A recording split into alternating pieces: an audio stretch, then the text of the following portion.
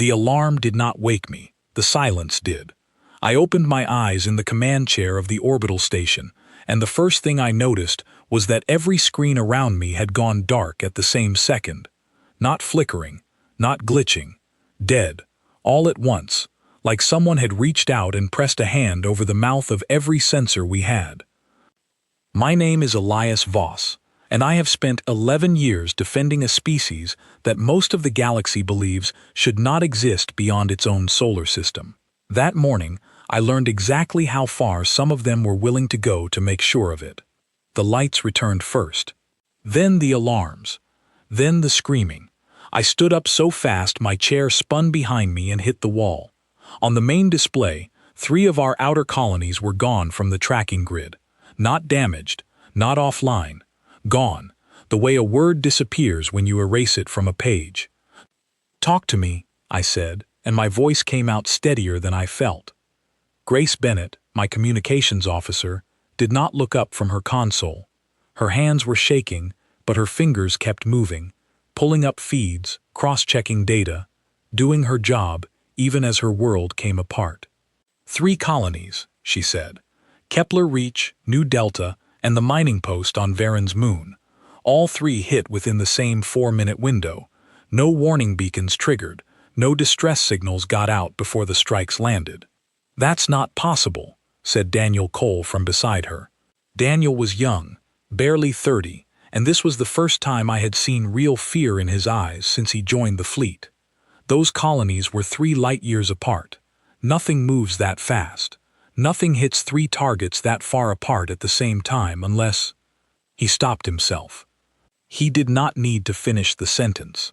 I finished it for him in my head, unless it was planned by someone who has been watching us for a very long time and knew exactly where to strike before we even knew we were being hunted. I walked to the window that looked out over the curve of the Earth. From here, in the calm blue light of a planet that did not yet know what had happened to its children in the dark, everything still looked peaceful. That peace was already a lie, it just had not finished catching up to us yet. "Get me a channel to the council relay," I said. "I want to know who did this, and I want to know why, before I decide what happens next." Grace worked the console. It took almost 2 minutes, which does not sound long until you are standing in a room full of people who have just lost family, friends, and entire communities, and every second feels like a held breath. Finally, a voice came through, clipped and formal, speaking in the flat translated tone the council always used when they wanted to sound like they were above emotion. "This is Council Enforcement Vessel, Orin Vantel," the voice said. "Human colonies designated Kepler Reach, New Delta, and Varen's moon have been neutralized under Directive 7, Containment of Emerging Threats. This action was authorized by full vote of the Galactic Council. Further expansion by your species beyond the boundaries of your home system will be met with the same response. This is not a declaration of war. This is a correction." The channel closed before I could answer. I stood there for a long moment with my fists clenched at my sides, and I understood something with a clarity that felt almost peaceful in its coldness. They had not attacked us because we were weak. They had attacked us because, for the first time in their long and comfortable history, they had looked at a young species and felt something they were not used to feeling. They had felt afraid. Humanity had been in space for less than 2 centuries. We had barely started building real colonies. We were, by every measure the Council used, a child species, clumsy and reckless and far too young to be taken seriously. And yet somehow, in less time than any of their models predicted, we had learned to build ships that could cross distances their own engineers considered difficult. We had learned faster than they expected, adapted faster than they expected, and grown faster than they expected, so they had decided to cut the branch before it could grow any higher. Correction, that was the word they used, as if we were a mistake in an equation, and they were simply erasing us back to a number they found acceptable. Behind me, Grace's voice was quiet. "Commander, Central Command is calling. They want you." I did not move right away. I thought about the families on Varen's moon, miners who had left Earth to build something new out of rock and ice and stubborn hope. I thought about the children at Kepler Reach, whose parents had told them space was going to be their home, their future, the place where humanity finally stopped being small. None of them had known, in their last moment, that they were being erased for the crime of growing up too quickly. I turned back to my console and opened the line to Central Command. The voice that answered belonged to General Owen Blake, and he did not waste time on comfort. He never did.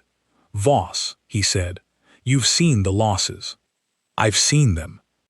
"Then you understand what I'm about to say next isn't a request. I'm listening." There was a pause on the line, the kind of pause that told me the man on the other end had spent the last 10 minutes deciding whether the words he was about to say could actually be said out loud. "Effective immediately, you have emergency operational command of the counterstrike fleet. Full authority. No committee approval required for tactical decisions. The civilian government is meeting in 6 hours to decide how we respond publicly. But privately, they already know what needs to happen, and they need someone in the field who won't hesitate when the order comes." "What's the order, sir?" Another pause, shorter this time. "Make them regret it." I looked out at the Earth again, calm and blue, and utterly unaware of how much its children had already suffered in the silence beyond its atmosphere. Then I looked at Grace and Daniel, at the exhausted, furious, grieving faces around me, people who had spent their whole careers being told that humanity's place in the galaxy was to sit quietly at the edge of the map and be grateful for the scraps of respect the older species were willing to hand out.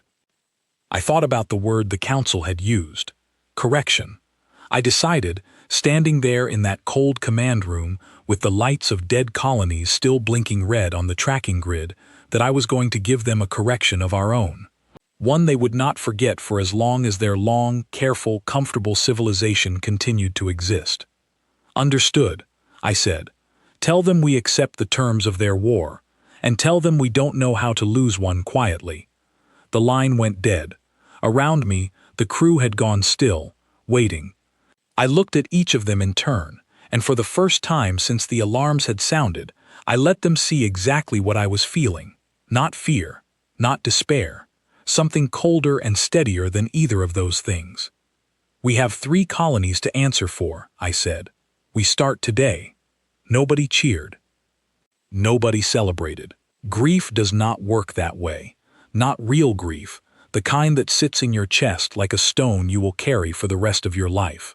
But something shifted in that room, a kind of quiet resolve passing from person to person like a current finding its path. Daniel straightened his shoulders. Grace wiped her eyes once, briskly, and went back to her console with new focus. Somewhere below us, on a planet that had no idea yet how much its future had just changed, factories that had been quietly preparing for exactly this moment were about to receive the order they had been waiting for. I did not know it yet. Not fully, but the Council had made a mistake that morning that went far beyond the lives they had taken. They had assumed that hitting us hard and fast would end things before they truly began. They did not understand, could not understand, what happens when you back a species like ours into a corner. We do not run, we do not fold, we build. And somewhere in the asteroid belt, in a shipyard hidden from every Council eye that had ever watched our system, the building had already started. I have spent most of my life around machines that other species left behind, broken pieces of technology pulled from wreckage, from abandoned outposts, from the quiet graveyards of ships that lost fights nobody remembered anymore. My name is Priya Anand, and until that morning, my work was considered important but unglamorous. I was the person who took someone else's failed miracle and figured out how to make it work again, usually better than it had worked the first time. I was standing in the deep bay of the asteroid shipyard we called the Hollow, 300 meters of rock hollowed out and pressurized, when the emergency order came through. I remember the exact moment, because I was elbow deep in the guidance core of a salvaged Council transport, trying to understand why its navigation system refused to plot a jump route that our own instruments said should be perfectly safe. The answer, it turned out, was the whole story of why the Council had attacked us in the first place. Their ships were built to be safe. Ours were built to be fast. When the order came, It did not sound like a call to arms. It sounded like a single word on every screen in the holo. Begin. That was all. No speech, no explanation. We had been waiting for that word for longer than most people on Earth realized, because the truth is, humanity did not build its counterattack fleet in the hours after the colonies fell. We built it in the years before, quietly, patiently, while the Council was still deciding whether we were worth taking seriously. Let me explain what made that possible, because it is the heart of everything that happened afterward. Every species we had encountered so far built the same way. They designed a ship, tested it for years, sometimes decades, refined it until it was as close to perfect as their engineers could make it, and then they built thousands of identical copies. It was slow, it was careful, it produced beautiful, elegant machines that rarely broke down and rarely surprised anyone. Humans did not build that way. We never had. Give an engineer on Earth a broken engine and a deadline, and they will not wait for permission to try something strange. They will strip it down, study it, argue about it, break it 2 more times on purpose just to understand why it failed, and then build something that should not work nearly as well as it does. We build in circles, not straight lines. We fail our way toward success, over and over, faster each time. The Council could not see this coming, because their models of us were built on watching what we had already built, not on understanding how we thought. They saw ships. They should have been studying minds. In the years before the attack, we had gathered fragments of alien technology from a dozen different sources. Some traded honestly, some recovered from wreckage, some quietly acquired in ways I was not authorized to ask about. Each piece taught us something. Council hull plating taught us about radiation shielding. A wrecked scout ship from a species called the Ithril taught us about compact power cores.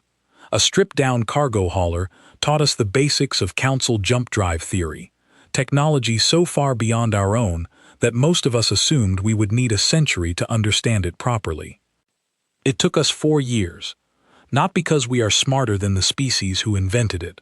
We are not, and I want to be honest about that, because false pride helps no one. It took us 4 years because we were not afraid to break it. Every time our engineers hit a wall, the Council's own scientists considered solid and permanent. Someone on our team asked a question the Council would have considered too reckless, too impatient, too human.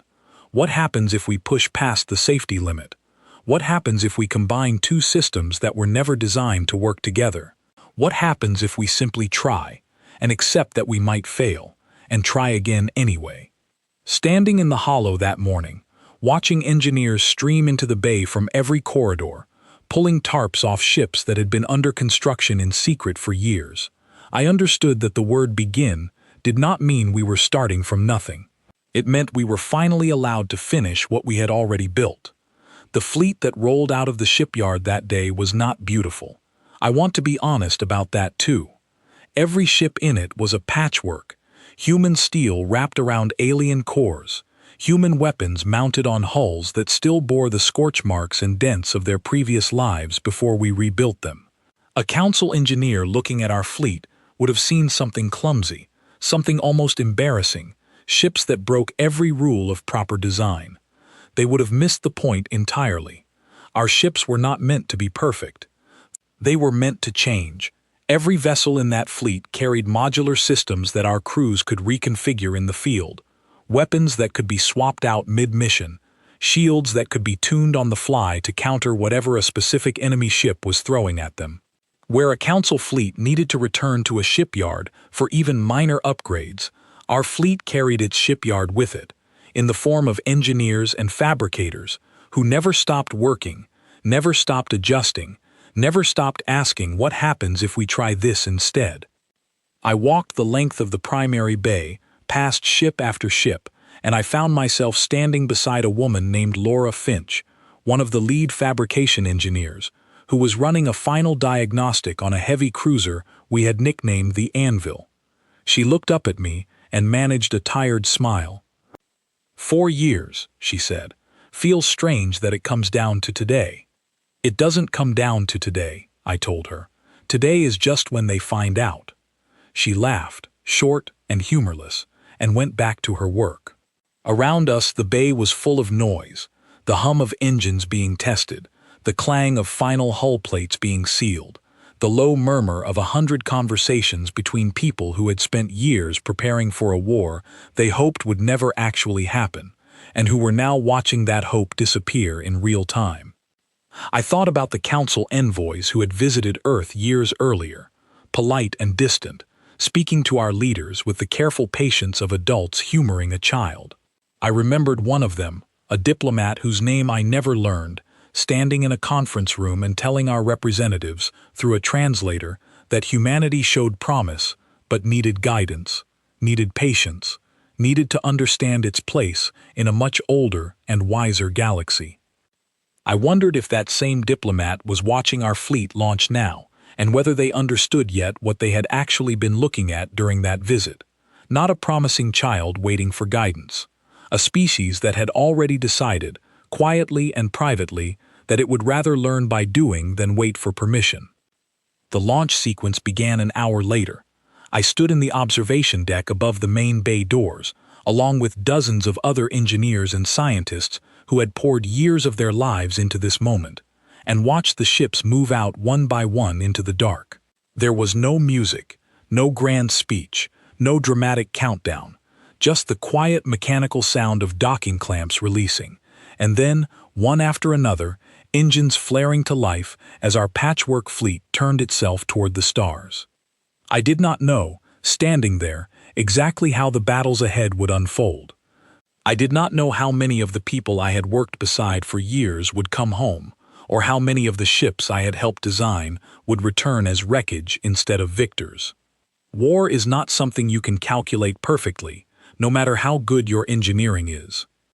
But I knew one thing with absolute certainty as I watched those engines burn brighter and brighter against the black. The Council had spent their entire history building an empire on the assumption that power comes from perfection, from control, from doing things exactly the same reliable way for 1,000 years. They had looked at humanity, restless and stubborn and endlessly willing to try something new, even when it might fail, and they had decided we were dangerous. They had been right. They just did not understand yet exactly how right they were, or what that danger would actually look like once it reached their front door. I turned away from the window as the last ship cleared the bay doors, and I went back to my console, because the fleet leaving the hollow was not the end of our work. It was only the beginning. Somewhere out among the stars, our engineers, our crews, our commanders were about to meet an enemy who believed the fight was already decided. I had a feeling they were about to learn otherwise, one battle at a time. My name, in the closest sound your language can produce, is Calith Rowe, and I have served on the Galactic Council for longer than most of the newer species have existed as spacefaring civilizations. I have seen empires rise with great ambition and fall from their own carelessness. I have voted on the fate of a dozen young worlds, some welcomed into the wider community, some quietly restrained until they matured enough to join it safely. I believed, on the morning the strike against the human colonies was authorized, that I understood exactly what kind of threat we were dealing with. I was wrong, and I want to explain how wrong, because the mistake we made was not a small one. The council chamber that day was full of a particular kind of satisfaction, the sort that comes from believing a difficult problem has been solved cleanly. Councillor Vessa Thorne, who had championed the strike from the beginning, stood at the center platform and addressed the full assembly with the calm confidence of someone reading a result rather than reporting one. The human colonies designated as expansion risks have been neutralized, she said. Their fleet capacity has been reduced by an estimated 60%. Their remaining infrastructure is concentrated and vulnerable. This was, as I promised the Council, a clean and proportionate correction. There is no indication of any capacity for meaningful retaliation. I remember raising my voice against her, not because I doubted her numbers, but because I doubted her framing. A correction implies restraint, I said. What we performed was closer to a punishment, delivered before any crime had been committed. I have studied this species for years. They do not respond to punishment the way our models predict. Fear does not make them smaller. It makes them focus. Vesa dismissed my concern with the patient tone she reserved for colleagues she considered sentimental. Ambassador Rowe, your caution is noted, as it always is. But caution built on projection is not the same as caution built on evidence. We have evidence. Their fleet was young, disorganized, and limited to a handful of aging designs copied imperfectly from technology they do not fully understand. There is no scenario in our models where they mount an effective response within the next decade, let alone within days. I did not have a counter-argument built on data at that moment, only on instinct, and instinct is not currency in the council chamber. So the vote passed, as it always does when Vesa speaks with that particular certainty, and the session moved on to matters that suddenly seemed far less important than they had that morning. It took less than 2 days for the models to break. I was in my private chambers reviewing unrelated trade agreements when the first alert reached me, flagged as unusual rather than urgent, which tells you something about how little anyone expected what was coming. A council supply depot near the edge of contested space, a facility we considered essentially unreachable by any human vessel given known fuel and navigation limitations, had gone dark. I assumed equipment failure. So did the officer who first reported it. Within the hour, 2 more depots reported the same silence, both of them separated from the first by distances that should have made simultaneous contact impossible for a fleet as young and limited as ours. I remember the exact feeling in my chest as the third report came in, a kind of cold recognition that something fundamental about our understanding of this species had just been proven wrong. I requested an emergency session. Vesa, to her credit, did not argue against it once the third report arrived. By the time the full assembly gathered, a 4th depot had gone silent, and a scout vessel sent to investigate the first had transmitted a partial burst of data before losing contact entirely.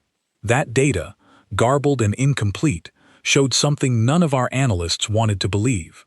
Human vessels, present at the depot, executing jump maneuvers along routes our own navigational models classified as mathematically unstable, routes we had avoided using for centuries because the margin for error was considered too dangerous even for our most experienced pilots. They cannot have solved instability routing, said one of our senior navigation officers, a species with 3 centuries of formal training behind every word he spoke. It took our own civilization over 400 years to develop stable protocols for that class of jump. It requires an understanding of compressed space-time variance that most species never achieve, and even we consider the margin for error uncomfortably thin. And yet, I said quietly, here we are, looking at 4 depots that no longer exist, and evidence that the ships responsible used exactly that class of jump to reach them. The chamber fell into an argument that lasted nearly 3 hours, filled with the kind of disbelief that comes from watching your carefully built understanding of the universe collapse in real time.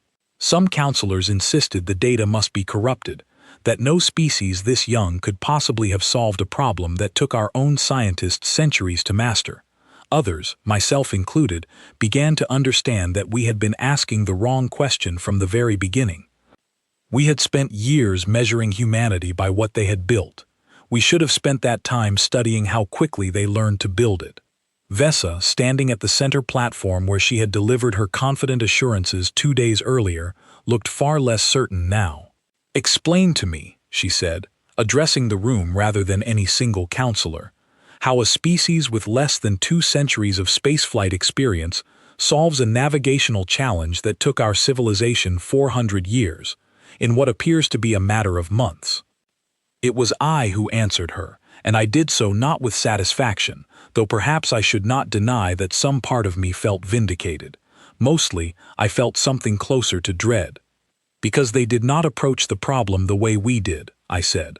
We solved instability routing through centuries of careful, incremental theory, testing every step exhaustively before moving to the next, because failure in our culture carries weight, carries consequence, carries shame that follows a mind for the rest of its existence.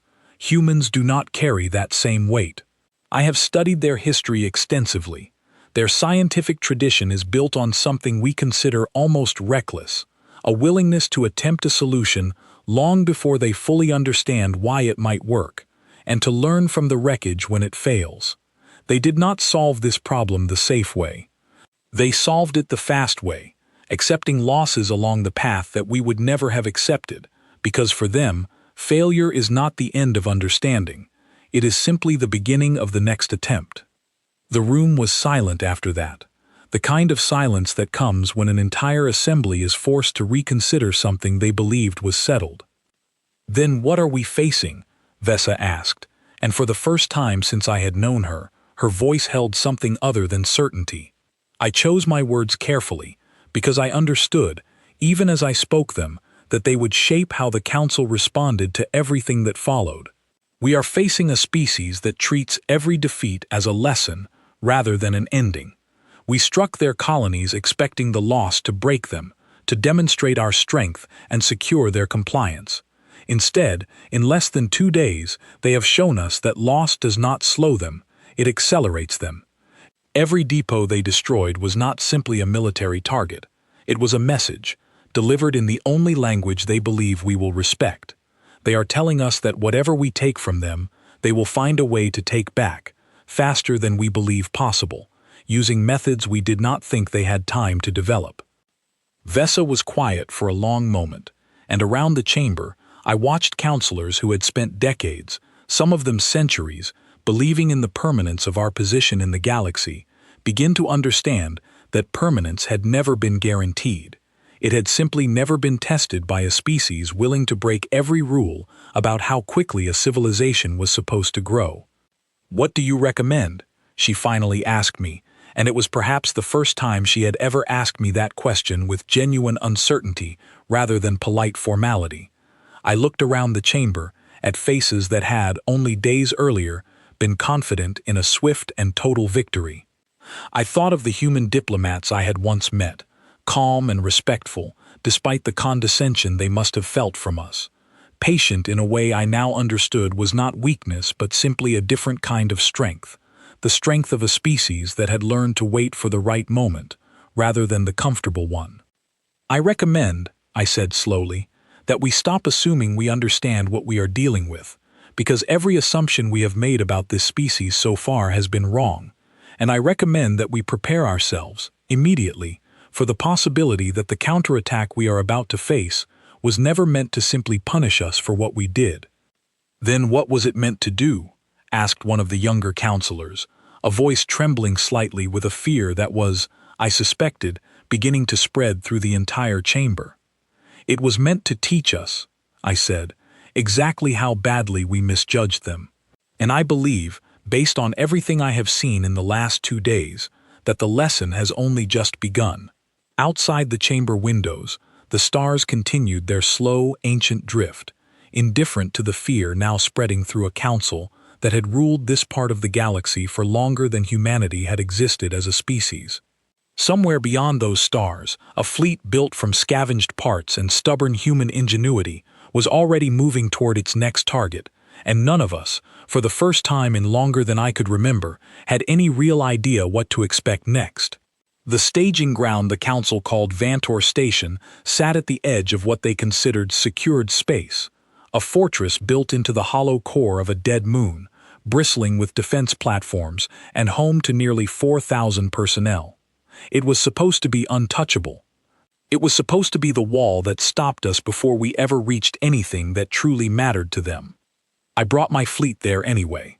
My name is Elias Voss, and by the time we reached Vantor Station, I had already lost 11 ships and 43 people across 3 separate engagements. I want to say that number stopped meaning anything to me somewhere along the way, but that would be a lie. Every name stayed with me. I simply learned to carry the weight and keep moving, because stopping to grieve in the middle of a war means giving the people responsible more time to hurt someone else. Grace Bennett sat at the communications station beside me, her voice steady now in a way it had not been on the day this all began. War does that to people. It either breaks them completely, or it wears away everything soft until only the necessary parts remain. Grace had chosen the second path, and I was grateful every single day that she had. Council forces at Vantor are aware of our approach, she reported. They've raised full defensive alert. Estimated personnel and platform strength matches our earlier intelligence. They are not retreating. Good, I said, and I meant it. We didn't come this far for them to run. Daniel Cole, who had grown into his role faster than any of us expected, pulled up the tactical display. Vantor Station hung in the center of it, a dark shape ringed with defense platforms that lit up our sensors like a wall of angry stars. Their doctrine calls for withdrawal once losses cross a certain threshold, he said. Every engagement so far, when we've pushed hard enough, their commanders pull back rather than accept what they consider unacceptable casualties. If we apply the same pressure here, we should expect the same pattern. I studied the display for a long moment before answering. They'll expect us to expect that, I said, which means they may have changed their doctrine specifically because they know we've learned to predict it. Assume nothing. Prepare for them to hold longer than they have anywhere else. I was right, and I wish I had been wrong. The battle for Vantor Station began the way most of our engagements had begun by that point in the campaign, with a first wave testing the outer defense platforms while our support ships hung back, watching, learning, adjusting. That was the core of everything we had built into this fleet from the very beginning. We did not fight the same battle twice. Every engagement taught us something new about how the Council's forces thought, moved, and reacted, and every lesson got folded immediately into the next attack. The Council fought like an army that had never truly been tested. Their formations were disciplined, their weapons powerful, their coordination excellent by any reasonable standard. But they fought the way an army fights when it has spent generations winning easily, confident that overwhelming force would always be enough. They did not adapt mid-battle, because they had never needed to. We adapted every single minute. 2 hours into the engagement, our support ships identified a pattern in the station's shield rotation, a small gap that appeared every few seconds as their systems cycled through different frequency bands. It should not have mattered. The gap was too brief for any conventional weapon to exploit, but Priya Anand's engineering teams back at the Hollow had spent years designing our weapon systems to be reconfigured in the field, and within minutes of identifying the pattern, 3 of our cruisers had retuned their primary weapons to strike during that exact gap. It worked. Not perfectly, not without cost, but it worked, and it worked because we were willing to try something that should not have been possible with the time and resources we had. I watched from the command deck as the outer defense ring began to buckle under the pressure, section by section, and I felt something I had not let myself feel in weeks. Not victory, not yet, but the beginning of it, the first real sign that this fortress the Council believed was untouchable might actually fall. Then their reinforcements arrived, and everything became much harder. Grace's voice cut through the tension on the command deck. New contacts, Commander. Large formation, moving in from the far side of the moon. Their numbers are significantly higher than our intelligence estimated. How much higher? I asked, though some part of me already knew the answer would not be good. Nearly double our projections. I did not have time to feel the weight of that number. Not in the moment. There is a strange kind of clarity that comes over you in the middle of a battle that has suddenly become much more dangerous than you planned for. Fear does not disappear, but it stops being the loudest voice in your head. Something quieter and more useful takes its place. Pull the support ships back to reinforce the main line, I said. Daniel, retask the cruisers that exploited the shield gap. I want them cycling between targets, not committing fully to any single engagement point. Grace, get me a status update on every ship in the fleet. I need to know exactly what we have left to work with. The battle that followed lasted for nearly 6 more hours, and I will not pretend it was clean or easy or that every decision I made was the right one. We lost more ships. We lost more people. Names I still carry, faces I still see when the command deck goes quiet at night.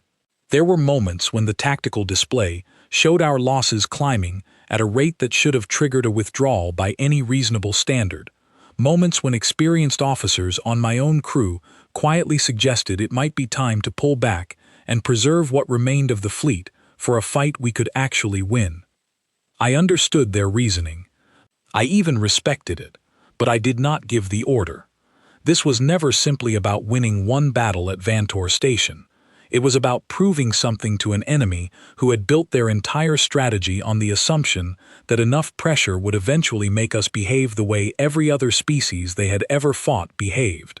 Pull back, negotiate, accept a smaller, safer place in a galaxy they controlled. We did not come this far to prove them right. By the 5th hour, something in the Council formation began to change. Their coordination, so precise and disciplined at the start of the engagement, started showing small cracks, hesitations that had not been there before. I understood why almost immediately, watching the pattern unfold on the tactical display. Their commanders had never fought an enemy that refused to slow down. Every tactic they tried, we adjusted to within minutes. Every advantage they pressed, we found a way to blunt before it could fully develop. They were not simply losing ships, they were losing certainty, the deep and comfortable certainty of a force that had never truly been forced to improvise in the middle of a fight for survival. Daniel's voice came through, tight with focus. "Commander, I'm seeing gaps forming in their central formation. It looks like some of their support vessels are breaking pattern." Breaking pattern how? They're not retreating exactly. It's more like they don't know what to do next. Their standard doctrine doesn't account for an enemy that keeps changing tactics this fast. I looked at the display, at the slow but unmistakable unraveling of a formation that had, only hours earlier, looked utterly unbreakable. I thought about every person we had lost to reach this moment, and I made the decision that I knew, even as I gave the order, would define the rest of this campaign. "Concentrate everything on the central formation," I said. "Full commitment. This is the moment. We do not get another one like it." What followed was the hardest hour of my life up to that point. A storm of coordinated strikes and desperate defense, ships breaking apart on both sides, crews fighting not just with weapons but with the sheer stubborn refusal to stop, even when every instinct told them the cost had become too high. I will not describe every detail of what happened in that hour, because some of it belongs only to the people who lived through it with me, a private weight we chose to carry rather than share. What I will say is this: when the Council's central formation finally broke, it did not break because we had more ships, or better weapons, or superior numbers. We had none of those advantages that day. It broke because we simply did not stop, long after every reasonable model of warfare said we should have. And an enemy built on centuries of predictable, careful, rule-bound engagement had no answer for a species that had decided, somewhere deep in its stubborn history, that giving up was never actually an option worth considering. Vantor Station fell 6 hours after the first shot was fired. I stood on the command deck afterward, looking at the wreckage scattered across the tactical display, thinking about the names of every person we had lost to reach that moment, and I felt no triumph, only a tired, aching certainty that we had just changed something enormous about how the rest of this galaxy understood us, and that there would be no going back from what had just happened. Grace's voice, quiet now, broke the silence on the command deck. "Commander, we're receiving a transmission. It's not military, it's coming from the Council chamber directly." I turned toward the display, bracing myself for whatever came next, understanding that the war we had just fought to reach this point was in some ways only the opening move in a much longer story. "Put it through," I said. "The transmission that reached my fleet after Vantor Station fell was not a surrender. I want to be clear about that, because surrender was never truly what we were fighting for. It was something more complicated, something that would take days of careful, exhausting negotiation to fully understand. But in that first moment, listening to the voice come through on the command deck, I understood that everything had changed. My name, again, is Calith Rowe, and I was present in the Council chamber the day we finally agreed to speak with humanity, not as a threat to be contained, but as a power we could no longer afford to ignore. The days following the fall of Vantor Station were unlike anything I had experienced in my long service to the Council. The chamber that had once been filled with the quiet, settled confidence of a civilization certain of its place in the galaxy became something closer to a storm, voices raised, alliances shifting, old certainties collapsing under the weight of evidence none of us could deny any longer. Vessa Thorne, who had championed the original strike against the human colonies with such absolute confidence, stood before the assembly in a very different posture than she had on that first day. Her voice, when she finally addressed the chamber, carried none of the certainty it once had. "We underestimated them," she said simply. "I underestimated them. I built my recommendation on models that measured their technology, their fleet size, their resource base. I did not measure the one thing that mattered most, which was how quickly they could change everything about themselves when given a reason to." I did not take satisfaction in her admission, though I understood why some in the chamber might have expected me to. What I felt instead was a kind of sober recognition, the understanding that our entire civilization had just learned something painful about the limits of our own wisdom. "What do the humans want?" asked one of the senior counselors, a question that had been asked in a dozen different forms over the previous days, without ever receiving a satisfying answer. I had spent those days studying every transmission that had come from the human fleet and from what remained of their civilian government, and I believed by that point that I finally understood the answer. "They do not want conquest," I said. "If they wanted to conquer us, they had every opportunity to press their advantage after Vantor Station fell, and they did not take it. Their fleet held position rather than advancing further into contested space. I believe what they want is much simpler, and in some ways, much harder for us to accept." "Which is?" "Respect," I said. "Recognition as equals, not as a species to be managed, contained, or corrected whenever we find their growth inconvenient. They want us to treat them the way we would treat any other established power in this galaxy, with the same caution and the same courtesy we extend to civilizations we consider our peers." The chamber was silent for a long moment, and I understood that silence for what it was. Pride is a difficult thing to set aside, even when the alternative is far more costly. But the alternative, in this case, had already been demonstrated with brutal clarity. Continued conflict with a species that adapted faster than any civilization we had ever encountered was not a war we could win cleanly, if we could win it at all, and the cost of trying would be measured in losses none of us were prepared to accept. 3 days later, the human delegation arrived at the neutral station where negotiations had been arranged. I stood among the council representatives, waiting to receive them, and I felt something I had not expected to feel, a kind of nervous curiosity, the sense of meeting a species for the first time, even though I had studied them for years. The delegation was smaller than I expected, just a handful of representatives, led by a woman I recognized from earlier diplomatic records, and beside her, a man in a military uniform whose bearing told me immediately who he was, before anyone made a formal introduction.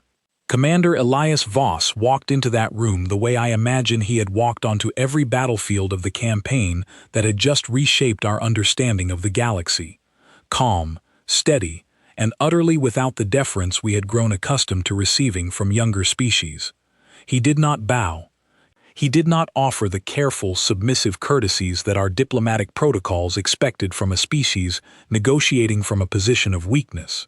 He simply extended a hand, a human gesture I had read about but never personally experienced, and waited for someone to meet it. I was the one who did.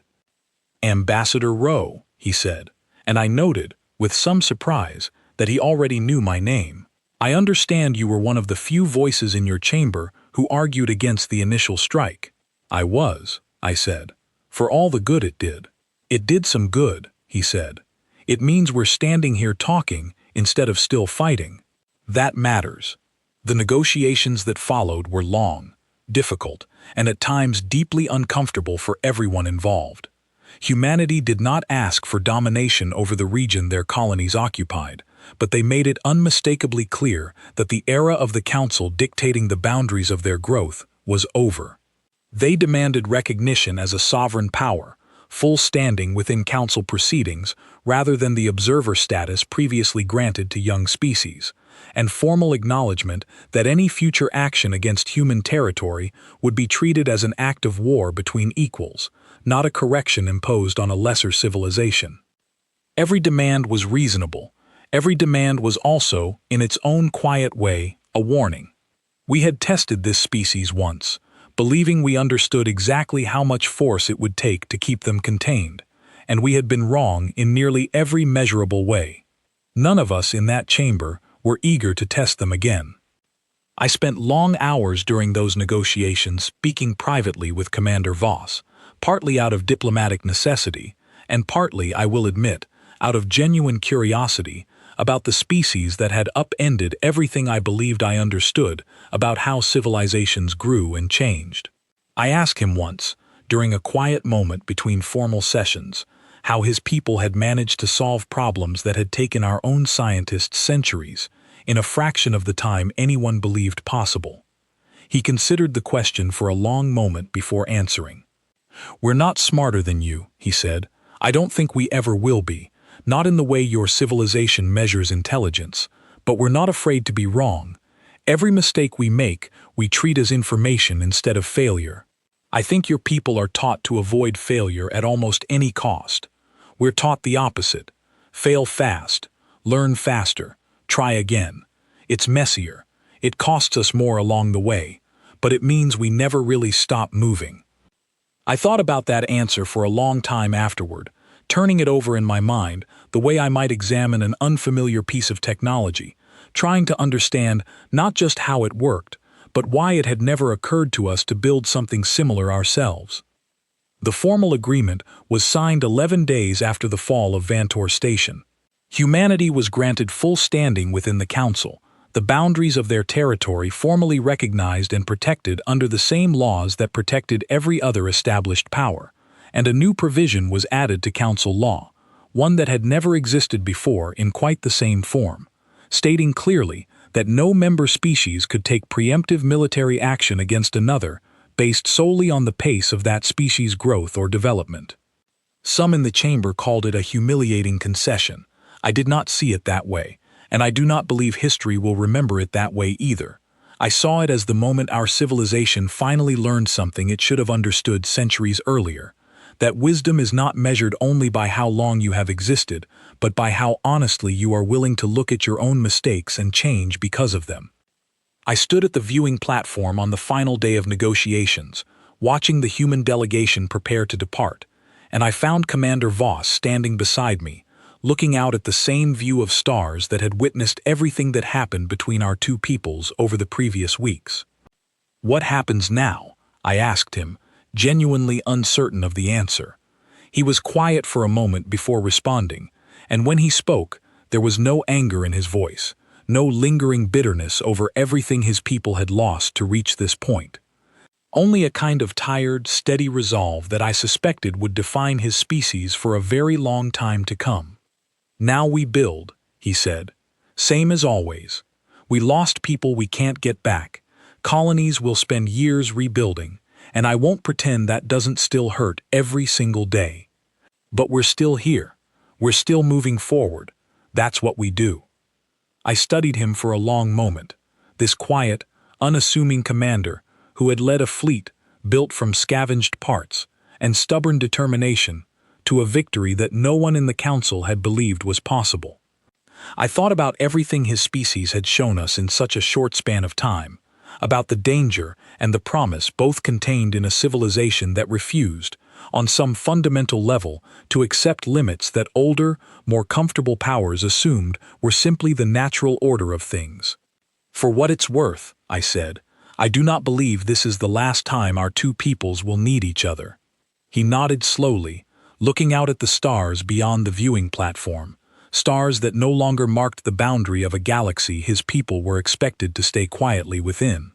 "No," he agreed, "I don't think it is either." Weeks later, standing on the newly fortified border of human territory, looking out at ships that carried the scars of a war none of us had wanted, but all of us had been forced to fight. I found myself thinking about how far we had come from that first quiet morning, when the alarms would not stop screaming, and 3 colonies simply disappeared from the tracking grid.